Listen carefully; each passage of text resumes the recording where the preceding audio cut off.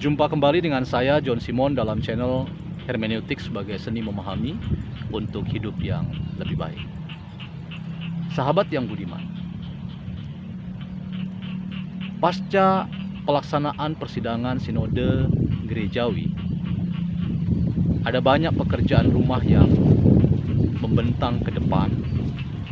Sekaligus kita ditantang untuk banyak berbenah dan sekaligus melakukan refleksi diri, melakukan kontemplasi, dan memastikan bahwa proses untuk mengalami apa yang namanya self-understanding atau self-consciousness itu juga menjadi bagian dalam rangka kita mengupayakan sebuah penemuan tentang jati diri atau hakikat diri yang memberi jarak dari sebuah peristiwa yang sudah berlangsung atau sudah terjadi. Dalam rangka itu, sahabat yang budiman, saya ingin kembali mengingat bahwa logika yang bermain ketika kita melihat perhelatan pelaksanaan persidangan sinode gerejawi yang belum lama terjadi, ternyata institusi atau lembaga keagamaan, lembaga kerohanian memiliki logika yang berbeda dari kebanyakan lembaga-lembaga sosial kemasyarakatan yang lain.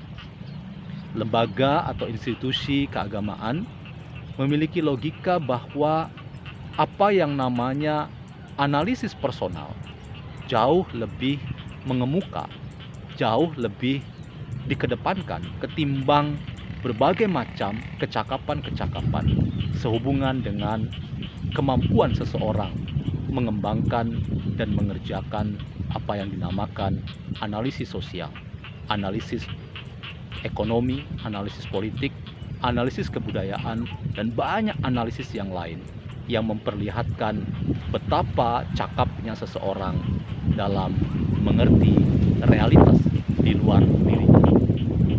Tetapi apa yang terjadi beberapa waktu kemarin menyuguhkan kepada kita semua bahwa yang paling penting dalam rangka kita berbicara tentang bagaimana sosok seorang pemimpin keagamaan, bagaimana seorang pemimpin kerohanian ketika akan dipilih atau sebelumnya ia mempersiapkan diri untuk dipilih dalam kontestasi pemilihan pemimpin keagamaan, maka logika analisis personal itu harusnya menjadi langkah awal dan yang dikedepankan, bahkan menjadi blueprint dari semua bagian yang melekat dari berbagai macam karunia, kemampuan, kecakapan yang seseorang miliki.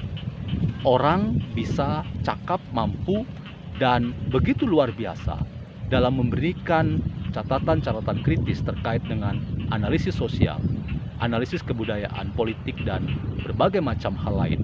Tetapi jangan lupa bahwa analisis personal itulah sebetulnya yang menjadi kekuatan dari seorang pemimpin, apalagi pemimpin keagamaan. Apa kata lain dari yang namanya analisis personal? Kata lain dari analisis personal adalah pertobatan pribadi atau pertobatan individual. Seseorang harus mengalami pengenalan diri. Seseorang harus mengerti tentang dirinya.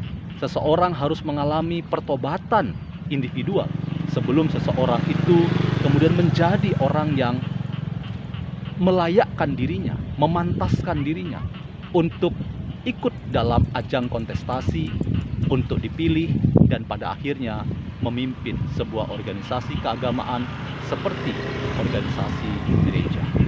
Karena itu, sahabat yang budiman, dimanapun Anda berada, apapun afiliasi, apapun aliran keagamaan yang Anda miliki, rasanya kita semua sepakat bahwa melahirkan seorang pemimpin itu mudah.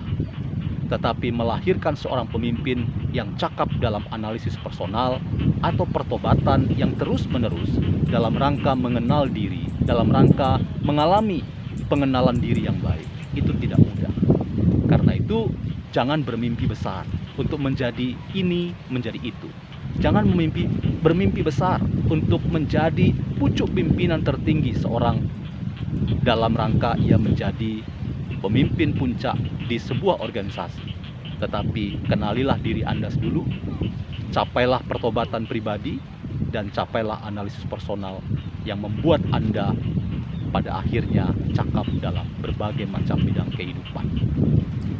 Demikian catatan saya dalam channel Hermeneutik sebagai seni memahami. Sampai bertemu kembali, dan kunjungi terus channel ini, beri komen, like, dan subscribe. Sampai bertemu